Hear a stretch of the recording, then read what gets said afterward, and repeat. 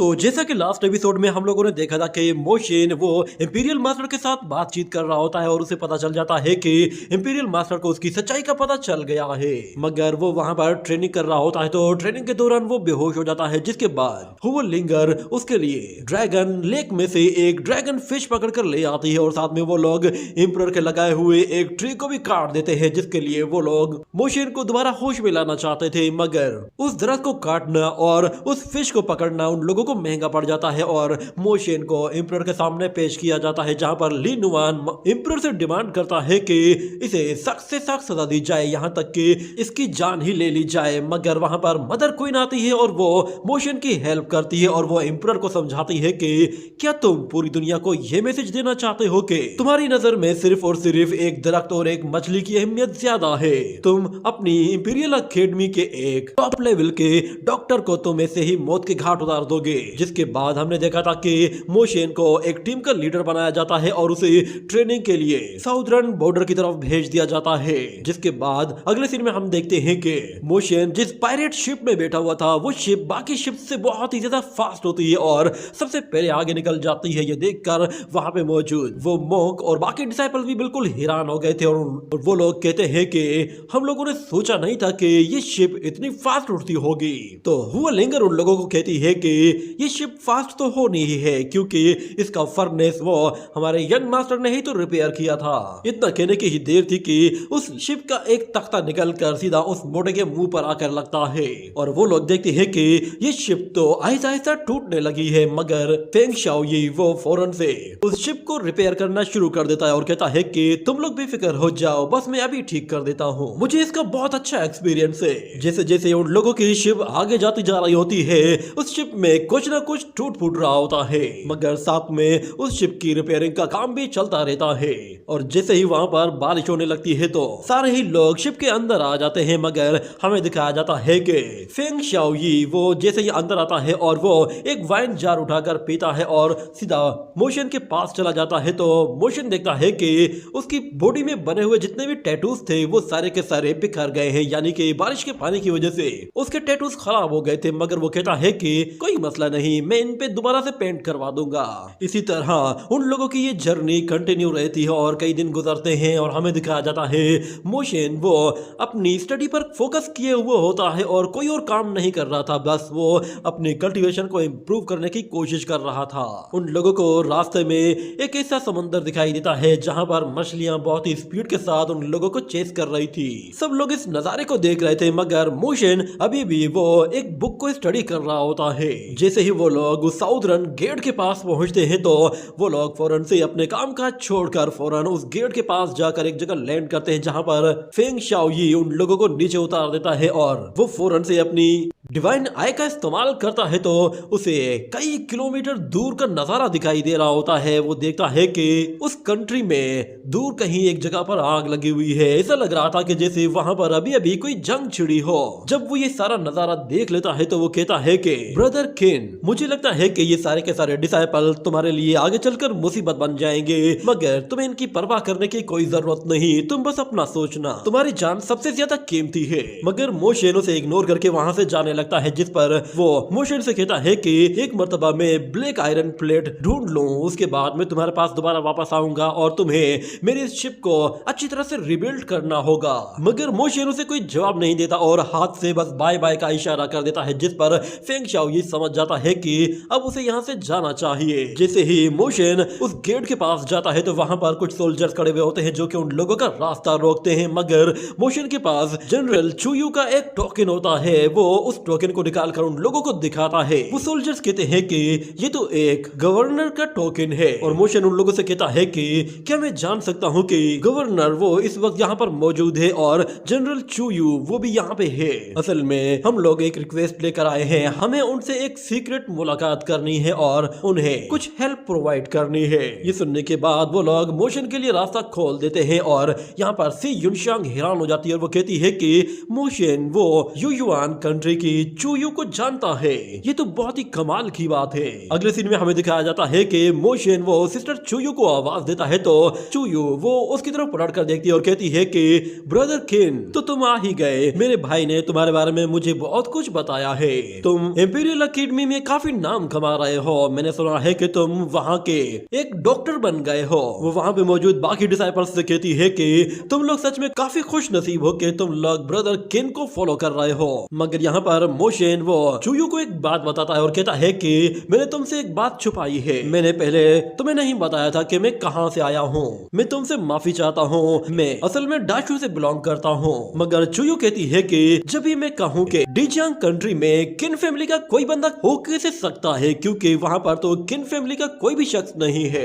मगर वो मोशन को समझाती है कि ये साउदर्न गेट है, यहाँ पर अलग अलग कंट्रीज के बहुत सारे लोग मौजूद हैं जो कि काफी स्ट्रॉन्ग भी है। तुम्हें यहाँ पर हर एक से संभल कर रहना होगा। यहाँ की सिचुएशन काफी ज्यादा डीप है, तुम इसे सरफेसली नहीं देख सकते। जिस पर मोशन कहता है कि सिस्टर यू, मुझे लगता है कि शायद आपको किसी पर शक है। आपको लगता है कि शायद इस आर्मी के अंदर कोई ऐसा बंदा है जो कि गद्दार है। मगर वो लड़की कहती है कि ऐसी सिचुएशन में पता लगाना बहुत ही मुश्किल है कि कौन गद्दार है और कौन अपना साथी है। तुम मेरी ही मिसाल ले लो, मैं युआन कंट्री की एक फॉरेन प्रिंसेस हूँ। ये सुनकर वो सारा ही लोग सरप्राइज हो जाते हैं। मगर वो लड़की उन लोगों को कहती है कि क्या तुम लोगों को लगता है कि मैं एक फॉरेन किंगडम की प्रिंसेस होने के नाते इस यान किंगडम के साथ गद्दारी नहीं करूंगी। ये बात सुनने के बाद सारे ही लोग बिल्कुल खामोश हो जाते हैं। मगर मोशन कहता है कि सिस्टर प्लीज इन लोगों को डराइए मत। आप जानती भी है ना कि इंपीरियल मास्टर वो कोई गेम खेल रहे हैं ताकि उनके जितने भी गद्दार हैं वो एक बार में ही सारे के सारे सामने आ जाएं। मगर वो लड़की कहती है कि मेरे लोग हमेशा से मुझे कहते हैं कि मुझे यान कांग किंगडम के साथ गद्दारी करनी चाहिए, मगर हमारी फैमिली वो हमारे किंगडम के थ्रोन को ज्यादा वैल्यू नहीं देती। हम लोग सिर्फ और सिर्फ अपने लोगों को वैल्यू देते हैं। इससे पहले भी इंपीरियल मास्टर वो हमारे युआन किंगडम में आया था और उसने मेरे फादर के साथ बैठकर डिस्कशन की थी कि युआन पैलेस को किस तरह गवर्न किया जाएगा। हमें अपने लोगों की ज्यादा परवाह थी, तो इसीलिए हम लोग वो डिस्कशन हार गए। जिसके बाद मेरे फादर ने मेरे ब्रदर को उसके साथ कंपैरिजन करने के लिए कहा, मगर मेरा भाई भी उसका मुकाबला नहीं कर पाया और उसने वो थ्रोन मेरे हवाले कर दिया। ये सुनकर मोशन कहता है कि अच्छा तो सिस्टर आप एक इम्प्रेस रह चुकी है। मगर वो लड़की कहती है कि हाँ, मगर मैं इम्प्रेस सिर्फ और सिर्फ एक दिन की थी, इसीलिए मुझे कुछ ज्यादा मजा नहीं आया। इम्प्रेस बनना बहुत ही आसान है, बस खुद को एक हाईएस्ट पोजीशन पर लेकर आओ और खुद को एम्परर डिक्लेयर कर दो। मगर सबसे इम्पोर्टेंट चीज है उस किंगडम को रन करना। ये कहने के बाद हमें दिखाया जाता है कि इंपीरियल मास्टर वो उस सन टेक्निक का मुकाबला करने के लिए उस इम्प्रेस का भी मुकाबला करता है और उसकी सन टेक्निक को भी वो बहुत ही आसानी से हरा देता है। जिसके बाद फिर इम्प्रेस ने अपना किंगडम वो इंपीरियल मास्टर के हवाले कर दिया था ताकि वो अपने लोगों की जिंदगी को और भी ज्यादा बेहतर बना सके और उन लोगों की जिंदगी बेहतर सिर्फ और सिर्फ यान किंगडम के साथ जुड़ने से ही बेहतर हो सकती थी। मगर इंपीरियल मास्टर ने उस लड़की को मारने के बजाय उससे कहा कि आज से तुम्हारा युआन किंगडम हमारे यान कांग किंगडम का लीजुओस स्टेट कहलाएगा और तुम्हें इस प्रोविंस का एक गवर्नर बनाया जा रहा है। तुम एक गवर्नर बनकर इसे सर्व कर सकती हो। ये सुनकर वो लड़की और भी ज्यादा खुश हो जाती है कि यान कांग किंगडम उसे इतनी बड़ी फेवर दे रहा है। मगर वो लड़की कहती है कि अगर तुम लोगों ने हमारे लोगों के अगेंस्ट कोई एक्शन लिया तो हम तुम्हारे अगेंस्ट फिर से बगावत करेंगे।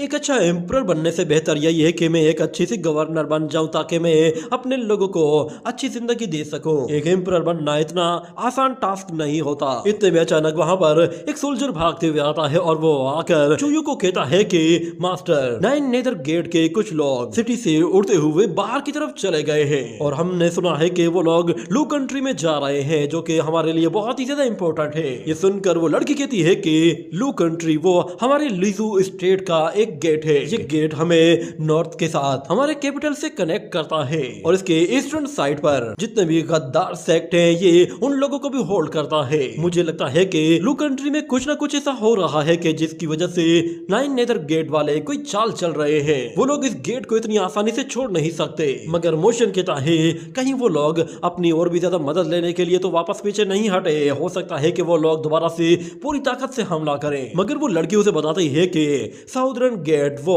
बहुत ही ज्यादा मिस्टीरियस है। वहाँ ऐसे मॉन्स्टर्स भी हैं जिन्होंने इंपीरियल मास्टर पर हमला किया था और वो मॉन्स्टर अभी तक अपीयर नहीं हुए हैं और हम में से ये बात कोई भी नहीं जानता कि उस ओल्ड एरा के कितने सारे मॉन्स्टर अभी भी मौजूद हैं। मगर मैंने बस इतना सुना है कि नाइन नेदर गेट के पास एक ऐसा डिमोनिक स्पेल है जिसके साथ वो लोग अंडरवर्ल्ड के गेट को ओपन कर सकते हैं। एक मरतबा तब अगर वो लोग इसे ओपन कर सकते हैं तो फिर वो लोग अपने सोल्जर्स की सोल्स को वापस से उनकी बॉडी के अंदर रिटर्न कर सकते हैं। मोशन कहता है कि मैंने भी सोल समनिंग स्क्रिप्चर्स को रीड किया है और मुझे पता चला है कि सोल समनिंग स्क्रिप्चर्स के अंदर अभी भी कुछ एरर्स बाकी है, मगर मैंने उस टेक्निक को कभी भी रियल लाइफ में आजमाया नहीं है। मगर वहां पर वान यून होता है और वो कहता है कि हमें मास्टर ने बताया था कि घोस्ट सिंबल्स वो बिल्कुल बेकार होते हैं, ये बस लोगों को बेवकूफ बनाने के लिए लिखे जाते हैं। अचानक से वहां पर एक और सोल्जर भागते हुए आता है और वो बताता है कि जनरल शाओयी ने भी बगावत कर दी है और वो चुनयी किंगडम के अंडर में आ गया है और वो अब हमारे ही किंगडम के अगेंस्ट खड़ा है। ये सुनकर वो लोग समझ जाते हैं कि लीजू स्ट्रेट को चारों तरफ से घेरा जा रहा है और वो लड़की भी कहती है कि लगता है कि शायद मुझे इन सारे के सारे गद्दारों के साथ अकेले ही मुकाबला करना पड़ेगा। वो फौरन से मोशन और उसके दोस्तों से कहती है कि तुम लोग लू कंट्री में जाओ और वहां पर जितने भी 9 नेदर गेट के सोल्जर्स हैं उन लोगों की बॉडीज को जला दो ताकि वो रीइंकार्नेट ना हो सके, और जब तक बाकी के सोल्जर्स नहीं आ जाते और तुम्हारी टीम भी नहीं आ जाती तब तक तुम लोगों को यहीं पर ही रहना होगा। ये कहकर वो वहां से आगे की तरफ चले जाती है और दूसरी तरफ हमें दिखाया जाता है कि मोशन अपने दोस्तों के साथ मिलकर 9 नेदर गेट के उन पपेट वॉरियर्स की बॉडीज को जला रहा होता है और वो लोग बहुत सारी बॉडीज को एक जगह इकट्ठा करके आग लगाते हैं और मोशन देखता है कि उन बॉडीज के ऊपर एक सोल समनिंग पैटर्न बना हुआ है जो कि कंटिन्यूसली उन लोगों की बॉडीज के ऊपर मूव कर रहा है। जिसके बाद मोशन फौरन से बुक्स में लिखे हुए वो सारे के सारे सोल समनिंग मंत्र याद करता है। उसे याद आता है कि सोल समनिंग बुक के अंदर सोल मंत्र जितने लिखे हुए हैं इस बॉडी के अंदर उससे ज्यादा मंत्र मौजूद है। क्या ये कोई ट्रू सोल समनिंग मेथड है? और वहां पे मौजूद वो मोटा मॉन्क भी कहता है कि तुमने ही तो कहा था कि 9 नेदर गेट की सोल समनिंग टेक्निक्स में बहुत ज्यादा एरर्स है। मगर मोशन नोट करता है कि उन बॉडीज के जलने के बावजूद भी वो मंत्र अभी भी वैसे के वैसे मौजूद है और उसे समझ में आ जाता है कि उन लोगों ने जानबूझकर इन मंत्र को इस तरह लिखा है कि इनके अंदर हल्के फुल्के एरर्स बाकी रह गए हों। वो फौरन से अपने दोस्तों से कहता है कि फौरन सबको इन्फॉर्म करो कि हम लोगों को धोखा दिया जा रहा है, फौरन से हाई अलर्ट पर एक्टिव हो जाओ क्योंकि यहाँ पर अभी किसी भी टाइम पे कुछ भी हो सकता है। अचानक उन लोगों को दिखाई देता है कि उन पपेट बॉडीज के ऊपर लगा हुआ वो मंत्र अचानक से एक्टिव होना शुरू हो गया है और वहां पर उन लोगों को अजीब सा ऑरा फील होने लगता है जैसे कि वहां पर कोई ऐसी चीज है जो कि उन बॉडीज को अपनी तरफ अट्रैक्ट कर रही है। मोशन अपने दोस्तों के साथ फौरन से एक छत के ऊपर खड़ा होकर देखता है तो उसे दिखाई देता है कि वहां से कई हजार किलोमीटर दूर कुछ लोग एक ड्रम को जोर जोर से पीट रहे हैं। वो लोग वहां पर कोई सोल समनिंग मेथड यूज करने वाले थे और हमें दिखाया जाता है वो लोग भी सारे के सारे पपेट्स होते हैं। वो सारे के सारे पपेट्स उन ड्रम्स को पीटते हुए वहां पर एक रिचुअल परफॉर्म कर रहे होते हैं ताकि वो लोग वहां से एक सोल समनिंग मेथड को यूज कर सके। और हमें दिखाया जाता है कि सोल समनिंग मेथड जैसे ही एक्टिवेट हो जाता है तो वो सोल समनिंग मंत्र को रिलीज करता है और हमें दिखाया जाता है वहां पर जितनी भी पपेट बॉडीज जल रही होती हैं वो अचानक से जिंदा होना शुरू हो जाती हैं और वापस से उसी सोल समनिंग फॉर्मेशन की तरफ जा रही होती हैं। ये देखते ही मोशन समझ जाता है कि ये सारी की सारी बॉडीज वापस से अपनी सोल्स की तरफ जा रही है। इसका मतलब ये है कि नेदर गेट के लोगों ने बॉडीज को रीइंकार्नेट करना सीख लिया है। वो अपने दोस्तों से कहता है कि हमें इन बॉडीज को यहाँ से जाने नहीं देना। वो लोग फौरन से उन डेड बॉडीज को अटैक करके उन्हें काटना शुरू कर देते हैं ताकि वो रीइंकार्नेट ना हो सके। उसके सारे के सारे दोस्त अपने अपने वेपन निकालते हैं और सारे ही उन बॉडीज के ऊपर टूट पड़ते हैं और एक एक करके उन सारी ही बॉडीज को काट काट उनके टुकड़े टुकड़े कर देते हैं, जिसके बाद वो सोल समनिंग मेथड भी डीएक्टिवेट हो जाता है। और वो मॉन्क देखता है कि उन लोगों के बाकी के जितने भी स्कॉलर्स थे वो सारे के सारे वहां पर आ चुके थे, यानी कि उन लोगों के पास अब मदद पहुंच चुकी थी। मगर दिखाई देता है कि अचानक से वो सोल समनिंग फॉर्मेशन ट्रांसफॉर्म हो जाती है और वहां पर एक बहुत ही बड़ा गेट अपीयर होता है जिसके दूसरी तरफ से एक अजीब तरह की एनर्जी निकल रही होती है और वो इतना बड़ा गेट होता है कि वो शिप्स को अपनी तरफ खींचना शुरू कर देता है। ये देखते ही सारे ही लोग उससे दूरी बनाने की कोशिश करते हैं, मगर उसके बावजूद भी वो जायंट गेट उन लोगों को उन शिप्स के साथ साथ अपने अंदर खींच लेता है। और वहां पे नीचे खड़े हुए लोग ये देखकर काफी सरप्राइज होते हैं कि आखिर ये गेट कहां से अपीयर हुआ है और ये लोग कहां चले गए और आखिर इस सोल समनिंग फॉर्मेशन ने यहाँ पर एक ऐसा गेट कैसे समन कर लिया। ये तो कोई अंडरवर्ल्ड गेट लग रहा था। कहीं ऐसा तो नहीं है कि इस गेट ने इन सारी के सारे शिप्स को कहीं और ही डाइवर्ट कर दिया है।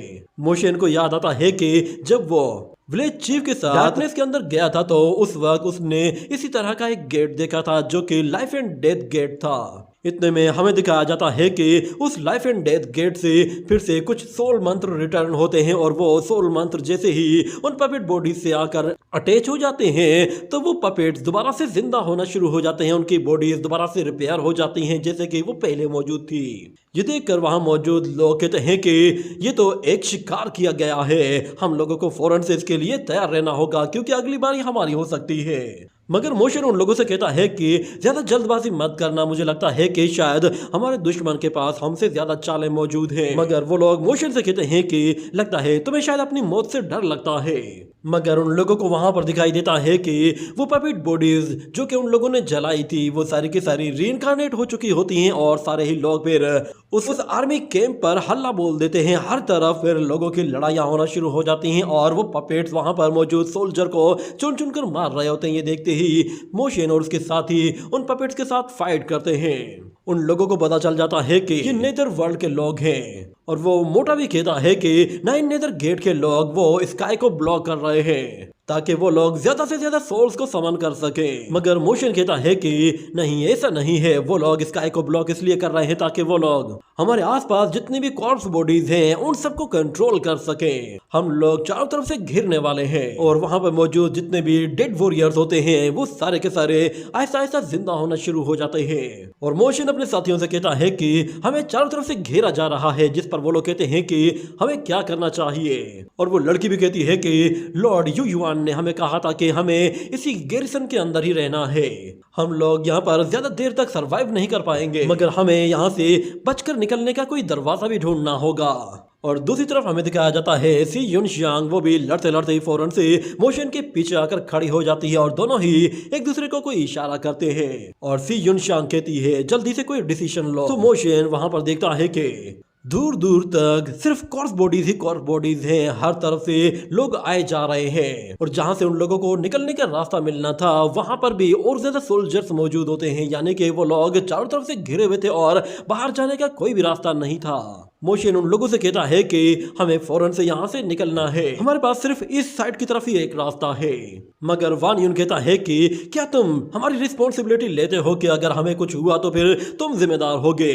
मगर मोशन कहता है कि 9 नेदर गेट के लोग जानबूझकर पीछे हटे थे, वो लोग कॉर्प बॉडीज के साथ कंबाइन होकर अटैक करना चाहते थे ताकि वो लोग पूरे के पूरे सिटी को एक साथ ही कवर कर ले। और इन लोगों ने जो लो कंट्री पर हमला किया था वो बस एक ट्रैप था। विक्ट्री हासिल करने के लिए सिर्फ एक छोटे से सिटी को कंट्रोल करना नहीं होता बल्कि पूरी की पूरी टेरिटरी को कंट्रोल करने से ही विक्ट्री मिलती है। और क्योंकि मैं एक टीम लीडर हूँ तो मैं तुम सब लोगों की रिस्पॉन्सिबिलिटी लेता हूँ। ये कहने के बाद वो लोग उसकी बात मानते हैं और फौरन से वहां से निकल जाते हैं, जिसके बाद वो पपेट वॉरियर्स उनका पीछा करते हैं। मगर हमें दिखाया जाता है कि वो लोग झाड़ियों में कहीं अंदर एक जगह छुपे हुए थे और उन लोगों के जाने के बाद वो लोग बाहर आते हैं। जैसे ही वो सारे सोल्जर्स वहां से चले जाते हैं तो फिर वो गंजा कहता है कि इंपीरियल एकेडमी के जितने भी डिसाइपल्स उन शिप्स में आए थे वो सारे के सारे मार दिए गए हैं। शुक्र है कि हम लोग इस पायरेट शिप में पहले ही यहाँ पर पहुंच गए। मगर मोशन कहता है कि ये कोई इत्तेफाक तो नहीं हो सकता कि जिस टाइम पे हमारे वॉरियर्स यहाँ पर पहुंचे उसी टाइम पर ही ये गेट यहाँ पर अपीयर हुआ है। और मोशन कहता है कि इंपीरियल मास्टर की न्यू फोर्स वो स्कॉलर्स की फोर्स थी जो कि उसने रिफॉर्म्स करने के बाद बनाई थी।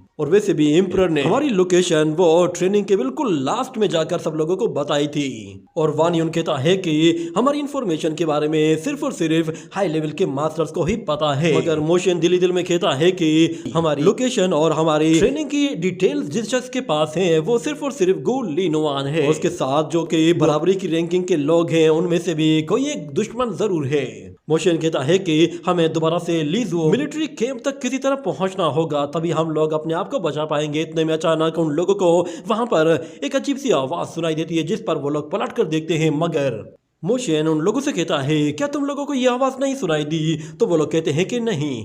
कैसी आवाज? मगर मोशन समझ जाता है कि ये एक डिमोनिक मंत्र था जो कि आसपास से कहीं से पढ़ा गया है और वो उन लोगों से कहता है तुम लोग यहीं पे ही रुको, मैं अभी आता हूँ। ये कहते ही वो एक पोर्टल बनाकर फौरन से वहां चला जाता है। और दूसरी तरफ हमें दिखाया जाता है कि सी युनशान उसके लिए थोड़ी सी परेशान लग रही थी। मगर मोशन जब वो उस जगह पहुंचता है तो वो देखता है कि वहां पर एक बड़ी सी मूर्ति रखी हुई है और उसके सामने कुछ लोग कोई रिचुअल परफॉर्म कर रहे हैं और बहुत सारे डिमोनिक मंत्र पढ़ रहे हैं। मोशन जब वो उस स्टेचू को गौर से देखता है तो उसे समझ में आ जाता है कि ये तो वही मॉन्स्टर स्टैचू है जो कि मुझे उस बुक के अंदर दिखाई दिया था। यहाँ पर मोशन को समझ में आ जाता है कि ये लोग यहाँ पर न सिर्फ सोल्स को समन कर रहे हैं बल्कि घोस्ट डीमंस को समन कर रहे हैं जो कि गॉड लेवल के हैं। यानी कि ये लोग होंगशेन सेक्ट से बिलोंग करते हैं। वो लोग फौरन से उन मंत्र को कंप्लीट करना शुरू कर देते हैं और हमें दिखाया जाता है कि जैसे ही उन लोगों का वो प्रोसेस कंप्लीट होता है तो एक बड़े से ग्राउंड में एक अजीब सी हलचल होती है और सब लोग उसकी तरफ अट्रैक्ट होते हैं।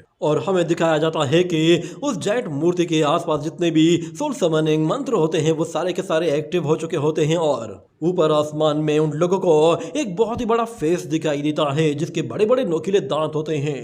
और वहां पर सोल्जर भागते हुए आता है और वो चूयू को बताता है कि मास्टर, इंपीरियल अकेडमी से जितने भी स्कॉलर्स आए थे उन लोगों की शिप्स को 9 नेदर गेट के लोगों ने काउंटर कर दिया है। वो लोग कहीं गायब हो चुके हैं। लू कंट्री वो पूरी तरह से हमारे कंट्रोल से बाहर जा चुका है। मगर वो लड़की कहती है कि डॉक्टर किन और उसके दोस्तों का क्या हुआ, तो वो बंदा बताता है कि उन लोगों के हमें ट्रेसेस नहीं मिले हैं। लगता है कि शायद उन लोगों के बचने के चांसेस बहुत कम हैं। इतने में उन लोगों को दिखाई देता है कि उस बैटल फील्ड में अचानक से एक लावा के अंदर से एक जायंट बॉडी बाहर निकलने लगी है जिसके बड़े बड़े हाथ हैं और वो जायंट बॉडी उसी डीमन की होती है जिसे मोशन ने दूर बैठकर देखा था। वो जायंट बॉडी मल्टी हेड के साथ बाहर आती है और उसका साइज इतना बड़ा होता है कि वो उन बड़ी बड़ी शिप्स को अपने पैरों के साथ रोनते हुए आगे जा रही होती है। ये देखते ही सारे ही सोल्जर्स चिल्लाते हुए पीछे हटने को कहते हैं और वो शिप्स अपनी जान बचाकर वहां से पीछे हट रही होती हैं और देखते ही देखते वो जायंट डीमन उन लोगों को कुचलते हुए सब कुछ तबाह बर्बाद कर देता है। और वहां पर एक सोल्जर आता है और वो फिर से चूयू को बताता है कि ईस्टर्न आर्मी को भी यहाँ पर देखा गया है जो कि शाओयी आर्मी से बिलोंग करती है। उन लोगों ने भी हमारे साथ गद्दारी की है और कहा जा रहा है कि वो लोग हमारे इस कैंप से सिर्फ 10 मील की दूरी पर रह गए हैं और बहुत जल्द यहाँ पहुंचने वाले हैं। सुनकर वो लड़की कहती है कि अच्छा, तो शाओयी ने जानबूझकर हम लोगों को धोखा देने के लिए पहले 9 नेदर गेट के लोगों के साथ मिलकर हमला करवाया और फिर होंगशेन सेक्ट के लोगों के साथ मिलकर उसने हमें एक जाल में फंसा दिया है। वो फौरन से सभी जनरल से कहती है कि फौरन से यहाँ पर विंड शील्ड को एक्टिवेट करो और एसेंस कैंटन को भी फौरन से लोड करो। ये कहने के बाद हमें दिखाया जाता है बहुत सारी शिप्स उन जायंट वॉरियर्स के सामने आती हैं और उनके ऊपर गोलों की बरसात कर देती हैं। वो जायंट डीमन बिल्कुल वैसा का वैसा ही खड़ा हुआ होता है और दूसरी तरफ हम देखते हैं कि और दूसरी तरफ हमें दिखाया जाता है मोशन के वो दोस्त काफी घबराए हुए होते हैं और उन लोगों को पता चल जाता है कि यहाँ पर वो स्नेक आर्मी, होंगशेन सेक्ट और उसके साथ साथ 9 नेदर गेट के लोग भी हमला कर रहे हैं। यानी कि सब लोग अब यानकांग किंगडम के खिलाफ हैं। इस तरह हमारा यहाँ से निकलना तो मुमकिन ही नहीं। हम लोगों पर चारों तरफ से हमला हुआ है। हम लोग सिर्फ और सिर्फ 5 एलिमेंट रियलम के कुछ वॉरियर से हम इन लोगों को कैसे रोकेंगे। मगर मोशन वहां पर अपीयर होता है और उन लोगों से कहता है कि हम यहाँ से नहीं निकल सकते क्योंकि यहाँ पर ये सिर्फ डीमन गॉड ही नहीं है बल्कि मैंने 13 होंगशेन सेक्ट के प्रैक्टिशनर्स को भी देखा है। वो सारे के सारे उस जायंट स्टेचू के ऊपर अपना स्पेल कास्ट कर रहे हैं। वो लोग न जाने किस तरह का एक एविल रिचुअल परफॉर्म कर रहे हैं जिससे वो एक डीमन गॉड को समन कर पा रहे हैं। अगर वो लोग इस रिचुअल में कामयाब हो जाते हैं तो वो लोग यहाँ पर एक और डीमन गॉड को भी समन कर लेंगे।